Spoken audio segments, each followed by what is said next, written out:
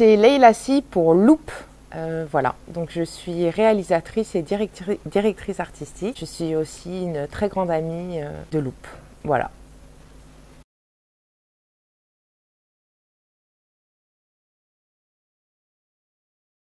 Je crois que déjà l'histoire de ce film, ça va chercher racine bien plus loin que uniquement ce projet, parce que c'est vrai que Kerry James, je l'ai rencontré il y a des années de ça. On a commencé à travailler ensemble. Au début, pour un t-shirt, je lui ai fait un graphisme. Petit à petit, on a commencé à collaborer sur d'autres projets. Et un jour, il m'a proposé de réaliser son clip. Donc, c'est en fait grâce à lui que j'ai réalisé mon premier clip vidéo. Donc disons que ce projet de film s'inscrit un peu dans la lignée de tout ce qu'on a engagé ensemble depuis des années.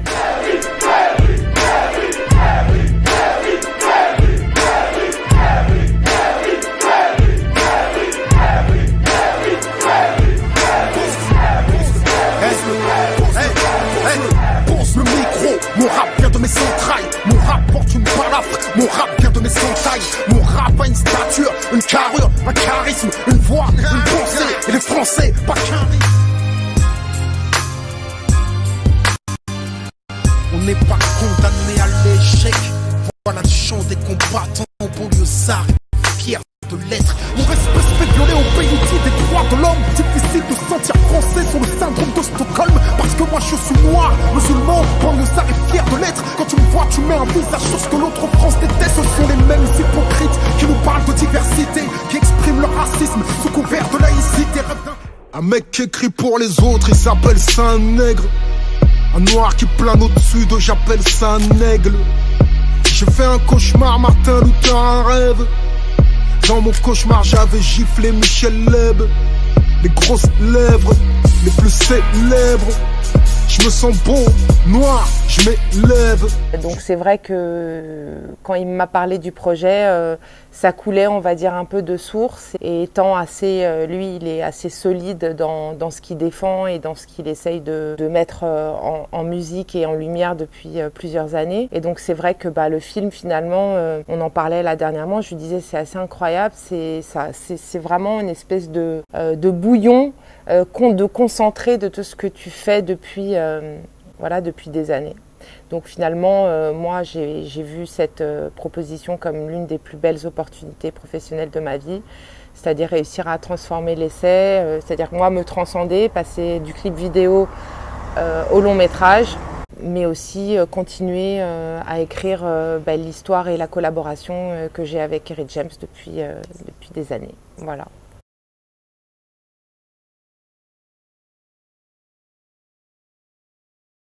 Alors c'est vrai que le projet du film existe depuis maintenant 4-5 ans.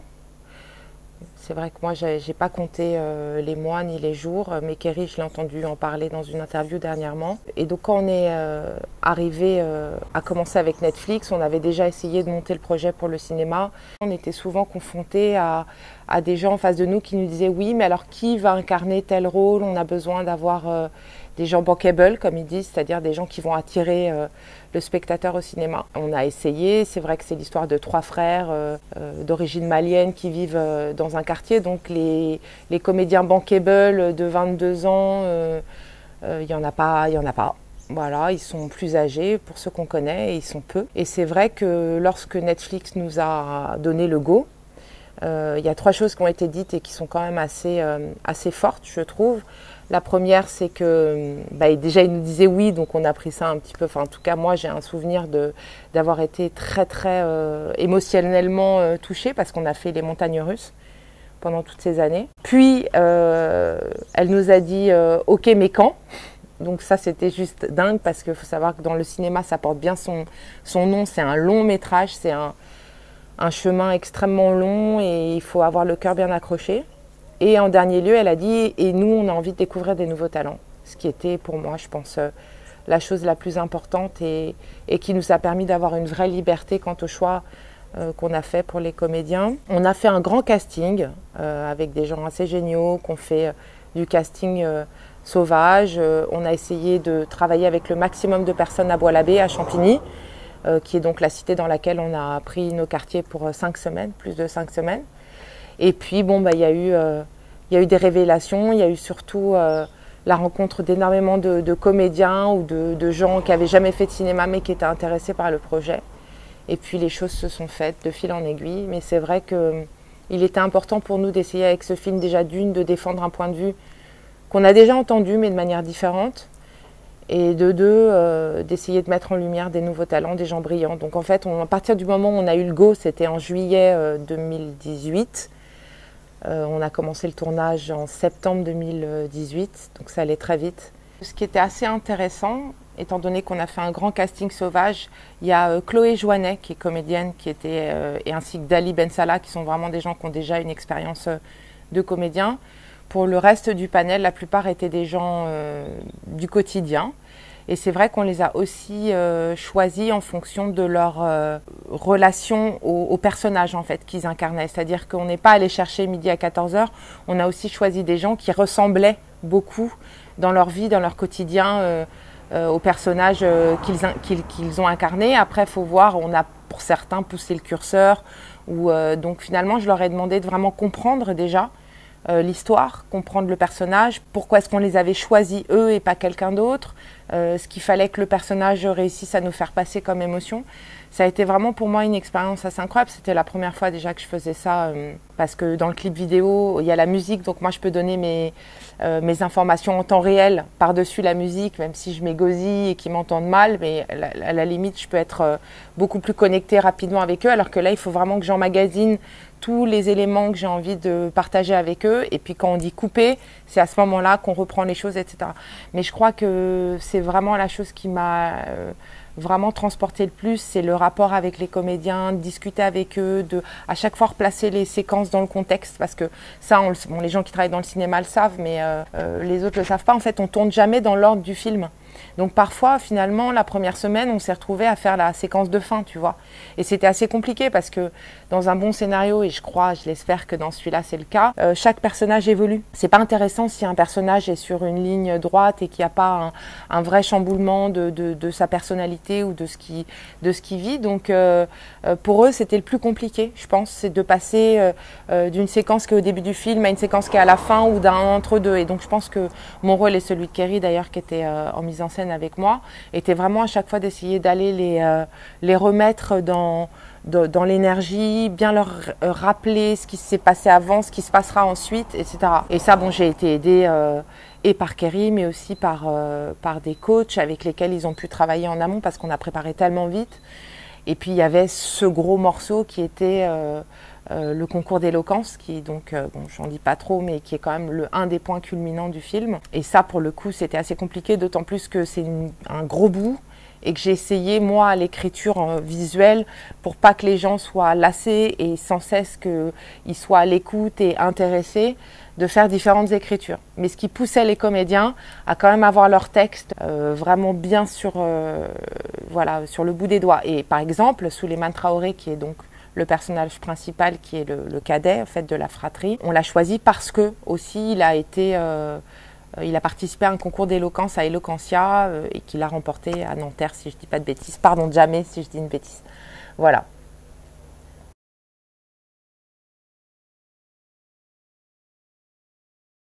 Bah écoute, la promo du film, elle a commencé là dernièrement avec la sortie du clip Orelsan et Kerry, mais on l'a vécu ensemble. J'étais déjà ici en Guadeloupe, donc j'avais un peu déconnecté. Avant d'arriver ici, j'ai essayé de tout boucler au maximum.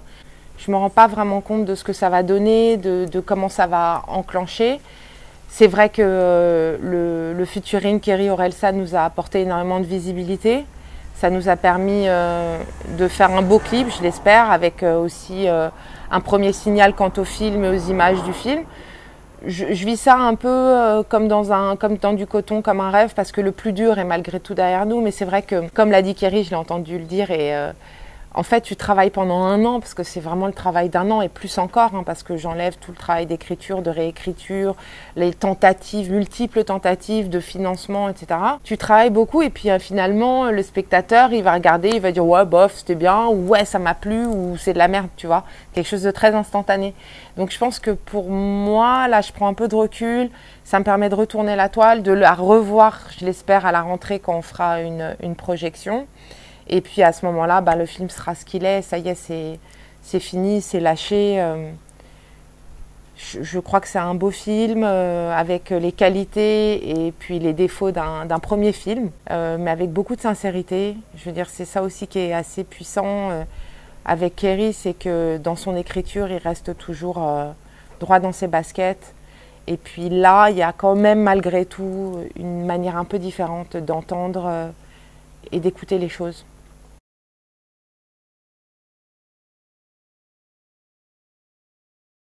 Je crois, en fait, je me suis posé la question dernièrement parce qu'après avoir fait tourner le film, j'ai quand même fait des clips cette année, j'en ai fait quelques-uns, j'ai réussi. Étant atteinte d'une maladie un peu bizarre qui est que quand je ne travaille pas ou je ne suis pas débordée, j'ai l'impression que c'est la fin du monde. Je crois en fait, et c'est un de mes chefs opérateurs qui m'a posé la question, il m'a dit mais toi maintenant tu fais du cinéma, tu vas pas faire des clips, nanana. Et en fait je lui ai dit mais tu peux même pas t'imaginer à quel point c'est un bonheur.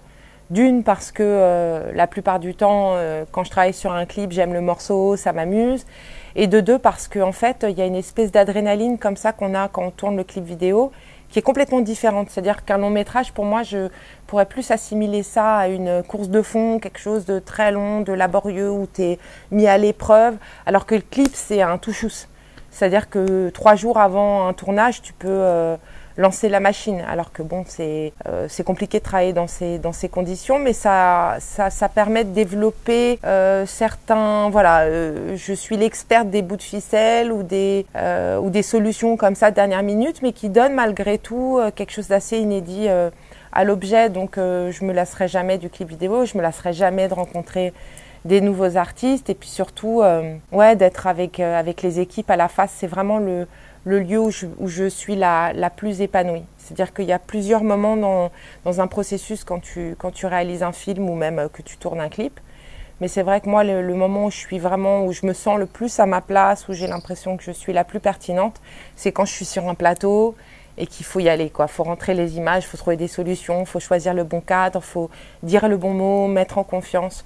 C'est vraiment moi ce qui me transporte et qui me fait dire que j'ai beaucoup de chance de faire ce métier, même si c'est dur parfois, même si je suis loin d'être là où je me rêve. Mais à chaque clip, j'apprends un truc et puis j'espère que ce premier film me permettra d'enclencher sur d'autres choses.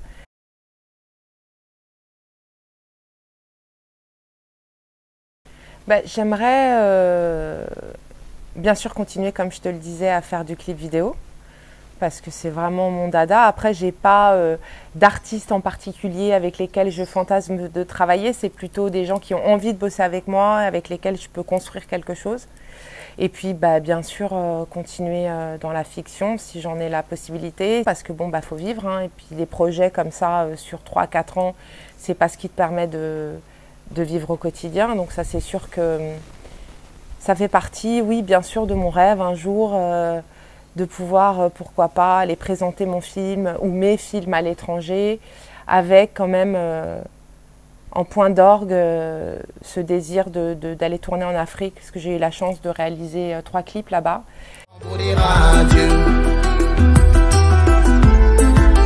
J'ai peur de devoir vous dire adieu. Tout quitter, tout lâcher qui voudrait devenir refugee boy. Douleur et peine, mon histoire est faite de couleurs et peine. Je ne suis pas au bout de mes chaînes. J'attends comme toi que la lumière s'éteigne, que la mort m'étreigne, que la mort me prenne. J'ai vécu dans l'ombre de ma douleur et peine. Lorsqu'on tire l'Afrique par la corne d'ivoire, elle n'a pas la forme d'un gun mais d'un porte-voix.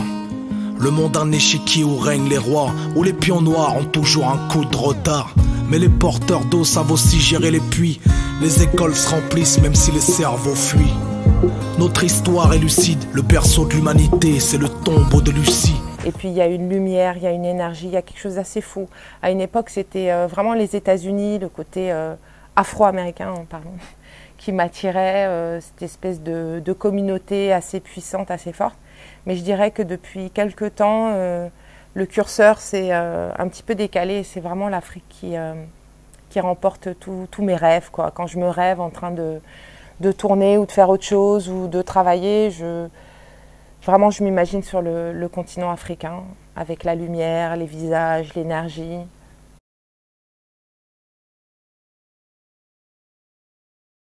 Il y a des choses formidables qui sont produites en Afrique, alors pas dans tous les pays encore.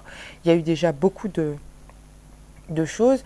Je porte un regard assez émerveillé sur ce que j'ai l'impression de sentir en ce moment, sur ce qui se passe en Afrique, mais bon, moi j'ai une affection particulière pour le Sénégal et j'ai l'impression qu'il y a un espèce de bouillonnement, il y a quelque chose qui se passe, il y a des choses qui se débloquent et puis bon, tout ça c'est avec cette espèce de prisme fantasmagorique qu'implique un petit peu finalement ma position de métisse, née en France, ayant été élevée par une famille maternelle française. Donc finalement, tu vois, j'ai un espèce de...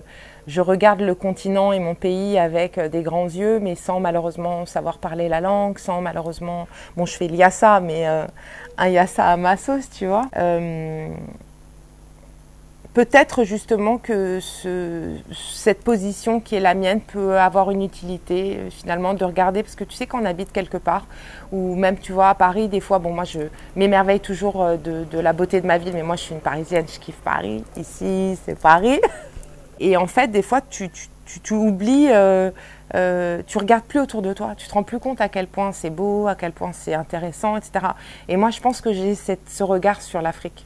Tu vois, je dis pas que ce sera, mais je dis que c'est peut-être ce qui peut faire la différence, ce qui peut peut-être être intéressant si un jour j'ai la chance de pouvoir aller tourner là-bas.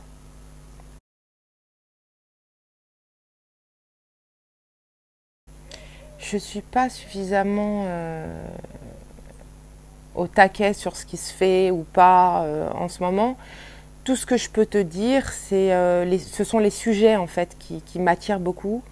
Les peaux, les visages, les individualités, les décors, la lumière. Surtout la lumière, c'est assez fou parce que on le sait. Mais par exemple, une petite anecdote sur le clip de Kerry et Orelsan, c'était donc j'ai fait mettre un grand miroir au milieu de la cité. Sauf que dans ce type de situation, c'est quand tu tournes en extérieur, c'est un enfer. C'est-à-dire que tous les matins, avant le jour J ou tous les jours, tu regardes la météo sur des sites plus ou moins pointus pour savoir est-ce que tu vas pouvoir tourner en extérieur. Et c'est une angoisse franchement qui est quand même assez singulière et je pense qu'il y en a pas mal qui se retrouveront là-dessus. Donc quand tu tournes en extérieur, tu es hyper dépendant. Et ce qui est assez fou au Sénégal pour le coup, c'est qu'à chaque fois que j'ai tourné, bon, il s'avère que des fois pour eux ça peut être une tare qu'il pleuve pas, etc. Mais tu as une lumière de dingue en fait. C'est-à-dire que quoi qu'il arrive, quand tu tournes en extérieur avec un reflot, juste un reflot, tout d'un coup, tout prend une ampleur, une beauté incroyable parce que finalement l'image c'est ça. Ce que tu mets en scène, bon c'est important, c'est la matière que tu vas sculpter, mais ce qui rend les choses assez incroyables, c'est la lumière qui dessine en fait la profondeur, qui dessine le volume, ou pas d'ailleurs, mais voilà, c'est ce qui m'attire énormément. Les gens, les caractères, les décors, les couleurs et la lumière.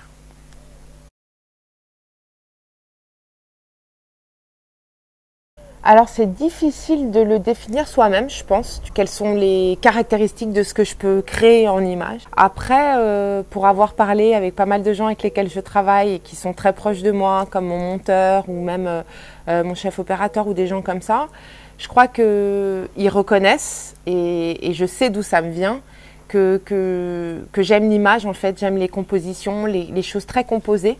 Limite là sur le film, on m'a traité, je ne dirais pas qui, de ayatollah de la stabilisation. Tu sais, stabiliser, c'est par exemple des fois tu as un cadre qui bouge un peu, bah, tu as aujourd'hui des logiciels qui te permettent d'avoir des trucs hyper posés. Alors je pense que c'est aussi peut-être un passage. Tu vois, peut-être que je ne serai pas toute ma vie toujours le cul serré à vouloir faire des mouvements parfaits et tout. Je crois que mon amour pour la photographie vient aussi du travail que j'ai eu la chance d'apprendre et d'engager avec l'Insensé Photo. Je vous en avais offert, c'était des revues de photographie. J'ai travaillé pendant 10 ans avec Elisabeth Nora, Vanessa Van Zulen à l'Insensé Photo. Et donc le principe de cette revue, c'était qu'une fois par an, donc pendant 3-4 mois, on mettait en lumière la photographie d'un pays ou d'un continent. Et ça a été d'un apprentissage et d'une richesse assez incroyable parce que finalement, par exemple sur l'Afrique, sur le continent africain, Zabo d'abord a commencé à faire tout un travail d'investigation Puis moi, j'arrivais à ce moment-là, elle choisissait une cinquantaine de photographes. Puis, au milieu du travail du photographe, il fallait choisir, extraire 1 ou 2 images maximum qui pouvaient illustrer tout ce qu'il mettait en œuvre. Et ça a été extrêmement enrichissant parce que tu t'imagines bien que des mecs qui font de la photo comme Peter Hugo ou qui ont des tonnes et des tonnes de séries incroyables et il faut choisir 1 voire 2 images, et ben c'est au contact de Elisabeth ou d'autres gens comme ça que j'ai compris pourquoi est-ce qu'une photographie, un cadre pouvait parler, etc. Donc j'espère que ce que je donne à voir de mon travail, c'est en tout cas un souci du cadre, un souci de l'esthétique. En tout cas, pour sûr, dans le film, tu vois, je les ai tous fait chier, tu peux même pas t'imaginer. Mais du premier plan au 5e plan, tout ce qui est dans le cadre, c'est voulu. Voilà. Par exemple, sur le clip de Kerry Orelsan, je m'amusais, je pense que tout le monde me regardait, genre, c'est quoi cette folle? Mais j'ai ramassé jusqu'au fond du cadre tous les mouchoirs ou les papiers blancs qui jonchaient le sol. Et je pense qu'à l'arrivée, tu vas se dire dans un cadre, finalement, tu as une longue perspective et puis c'est d'une couleur unie. Il n'y a pas des petites taches qui viennent... voilà, c'est mine de rien, l'œil ne s'en rend pas compte. Ce travail-là, les gens ne s'en rendent pas compte. C'est quelque chose de complètement en toile de fond. Mais finalement, ça te donne cette impression qu'il y a du graphisme puisque les espaces posés sont hyper délimités. Donc voilà, j'espère que c'est ce qui restera ou ce qui reste pour l'instant des images que j'ai la chance de faire. Et mon monteur Koub m'a dit que j'avais un truc avec les mains. Voilà, et c'est vrai. C'est vrai que j'ai un espèce de truc, je trouve que les mains sont extrêmement parlantes, racontent beaucoup sur les gens. Parfois tu dis rien, mais tu penses quelque chose et ta main va te trahir. Et en fait, si tu apprends à bien regarder, je pense qu'avec le temps, c'est quelque chose aussi que j'essaye de vachement développer. En fait, c'est que tu peux, en regardant les choses, une silhouette, un mouvement, tu peux très vite quand même analyser ce qui se passe à l'intérieur de la personne qui est en face de toi.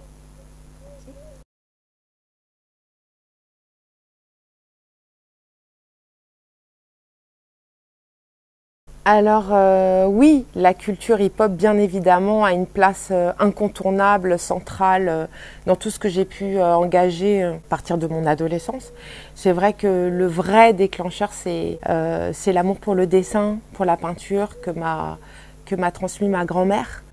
Depuis que je suis toute petite, elle m'emmène au musée, j'ai beaucoup dessiné. En fait, moi, ça vient du dessin. Ma maman travaillait beaucoup quand j'étais petite, elle était médecin et donc elle faisait beaucoup de garde et donc j'ai fait des claquettes, du violon, de la flûte traversière, du dessin, de la danse, plein de choses. Et puis petit à petit avec l'âge, j'ai choisi finalement les pratiques artistiques dans lesquelles j'étais le plus à l'aise. Et puis après le bac, le jour où il a fallu choisir quelque chose pour essayer de construire ma suite, et mes grands-parents, encore une fois, m'ont soutenue pour que je fasse Penningen, l'Académie Julian, qui est donc une école sur 5 ans, qui est après le bac, qui est connue et reconnue pour avoir vraiment un passage de relais, mais assez structuré, assez dur. On croule sous le travail. Quand on est à l'école, on maudit tout ce qui existe parce qu'on n'a pas vraiment le temps de faire autre chose. Mais finalement, après, quand on en sort, on a une espèce de facilité à s'exprimer parce qu'on fait autant de la calligraphie, de la photographie que plein de choses. Par exemple, à Penningen, j'ai appris à faire des photos. C'était l'époque de la pellicule, mais aussi à développer mes photos, tu vois. Donc tout ce processus fait qu'aujourd'hui, je pense, je vois l'image différemment. Parce que tu as tous ces appareils numériques, tu vois, qui aujourd'hui, même, tu peux faire des trucs assez dingues, mais tu as tellement de possibilités que c'est assez difficile de bien déterminer ce que tu as envie de raconter. Alors qu'à l'époque, quand tu avais un appareil photo, tu vois, ou même des gens qui travaillent comme ça aujourd'hui avec du numérique, mais quand tu appuies et que tu décides de prendre une image, tu as vraiment réfléchi ton cadre, pourquoi, qu'est-ce qui s'y passe, etc. Tu vois. Et ça, c'est vraiment ce qui m'a plu dans mon apprentissage. Puis surtout, quand j'étais au lycée, au collège, j'étais toujours au fond de la classe. Et puis quand j'ai découvert Penningen, j'ai découvert un enseignement qui me convenait. Et tout d'un coup, ça a été une explosion, en fait. Je suis passée de semi-cancre parce que finalement j'avais pas spécialement envie de m'intégrer, tu vois, puis c'était facile pour moi d'être dans cette position de je suis pas comme les autres et tout, à quand je suis à Penningen, un truc où en fait on aime ce que je suis, on aime ce que je fais, on me valorise, tu vois.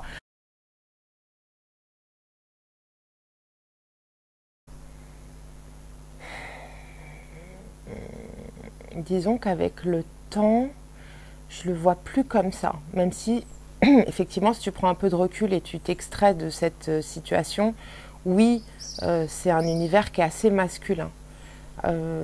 Mais pas que. Il y a énormément de choses qui bouillonnent, qui foisonnent. Oui, c'est vrai que j'ai fait ma place et je me suis construite aussi beaucoup au milieu de mecs. Mais je dirais qu'on est souvent décrié par ce biais-là, tu vois. Et que ce qui m'importe plus, c'est le message de fond, en fait. C'est qu'il existe dans cette culture, dans ce milieu, des choses extrêmement puissantes, riches, qu'il faudrait savoir mettre en lumière de manière différente. Alors oui, bien sûr, c'est macho, oui, bien sûr, il y a des clichés qui explosent au grand jour, mais finalement, comme dans la société, en fait, comme dans nos sociétés, je reçois beaucoup de messages hyper touchants de jeunes femmes, de femmes qui me disent bravo, merci. Je me dis mais déjà c'est incroyable qu'elles aient réussi à arriver jusqu'à moi. Donc ça veut dire que comme quoi finalement de travailler ça marche quoi, ça touche les gens. Et puis j'ai l'impression aussi, mais peut-être que c'est une lubie, que les choses changent beaucoup, que c'est en train de changer, qu'il y a un basculement, que voilà. Donc oui, c'est compliqué, mais je pense que ça aurait été aussi compliqué pour moi d'essayer de faire mon trou dans l'univers de la pub ou dans d'autres univers comme ça.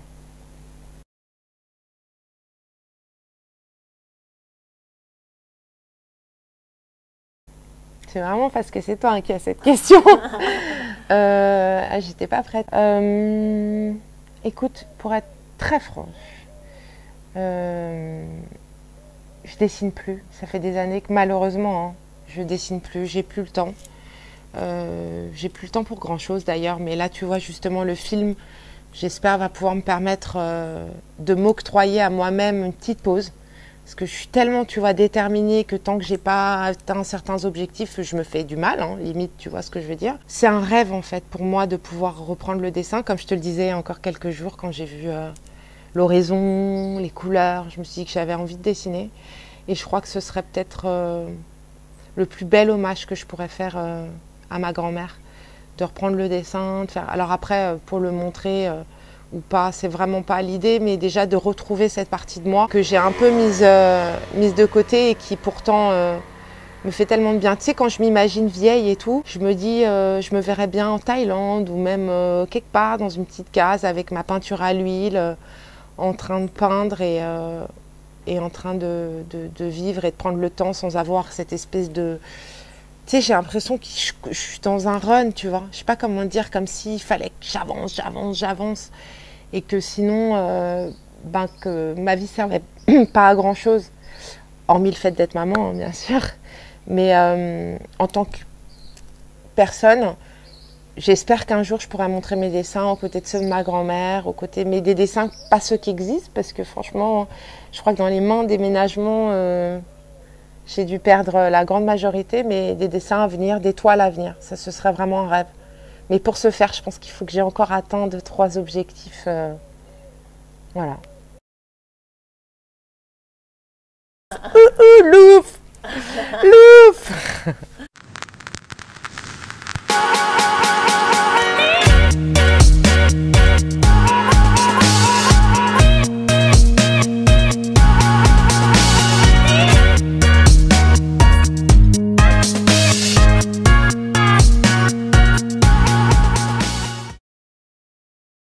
Lettre à la République, à tous ces racistes, à la tolérance hypocrite, qui ont bâti leur nation sur le sang, tueurs d'Africains. C'est gros comme ça. Ce passé colonial, c'est le vôtre. C'est vous qui avez choisi de lier votre histoire à la nôtre. T'habites ici depuis longtemps? Depuis toujours. Ici, j'ai toute ma vie. J'ai mon petit frère. J'ai ma mère et j'ai un grand frère. La vie, c'est une question de choix, c'est tout. Sauf que toi, ton choix, il a tué papa. C'est mon choix, il a tué papa? Regarde, maman. Fous-moi la paix. Laisse-moi le prendre. Hors de ma vie. Je n'ai rien à voir avec toi. L'heure de la et de détermination, car ceci n'est pas une... Montre-moi où lui parler. Tu veux de l'oseille, va le chercher. J'ai trop honte de mon cœur. Lui-là, il suit le même chemin que l'aîné. Et je vais maintenant vous révéler le sujet de votre débat. L'État est-il seul responsable de la situation actuelle des banlieues en France? Vous avez la parole. La banlieue, je la connais. Lorsque deux banlieusards plongés dans le trafic de drogue entrent dans une guerre pour des raisons strictement pécuniaires et que cette guerre aboutit à la mort de l'un d'entre eux, est-ce l'État qui fournit l'arme à l'assassin? Lui ordonne ou presse son doigt malgré lui sur la détente? J'emmerde votre jeu, j'emmerde votre hypocrisie.